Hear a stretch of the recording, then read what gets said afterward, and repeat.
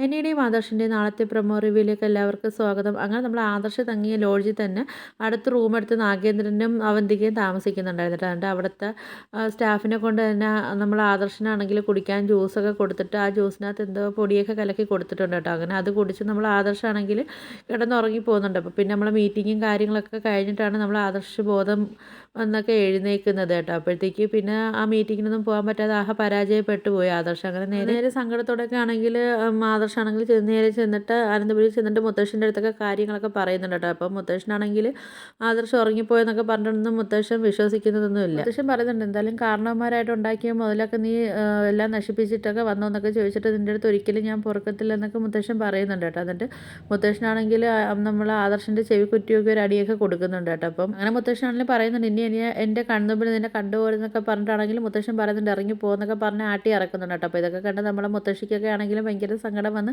മുത്തശ്ശിയൊക്കെ ആണെങ്കിലും ഇത് കരയുന്നുണ്ട് കേട്ടോ. അങ്ങനെ നമ്മൾ ആദർശമാണെങ്കിൽ നേരെ റൂമിൽ ചെന്നിട്ടാണ് പൊട്ടി കരയുന്നുണ്ട് കേട്ടോ. അപ്പോൾ നമ്മൾ നയനെ ചോദിക്കുന്നുണ്ട്, കാര്യമൊക്കെ ചോദിക്കുന്ന സമയത്താണെങ്കിൽ ആദർശമാണെങ്കിൽ അവിടെ നടന്ന കാര്യങ്ങളൊക്കെ ആണെങ്കിൽ നയനെ അടുത്തൊക്കെ പറയുന്നുണ്ട്. ഇത് കേൾക്കുന്ന നയനയ്ക്കാണെങ്കിലും നല്ല സങ്കടമൊക്കെ വരുന്നുണ്ട് കേട്ടോ. പിന്നെ കാണിക്കുന്നത് നമ്മൾ നാഗേന്ദ്രനാണെങ്കിലും അവന്തികയാണെങ്കിലും കാറിലിരുന്ന് ഭയങ്കരമായിട്ട് സന്തോഷിക്കുന്നുണ്ട് കേട്ടോ. അപ്പോൾ ആദർശമാണെങ്കിലും മീറ്റിംഗ് അറ്റൻഡ് ചെയ്യാനൊന്നും പറ്റിയിട്ടില്ലല്ലോ.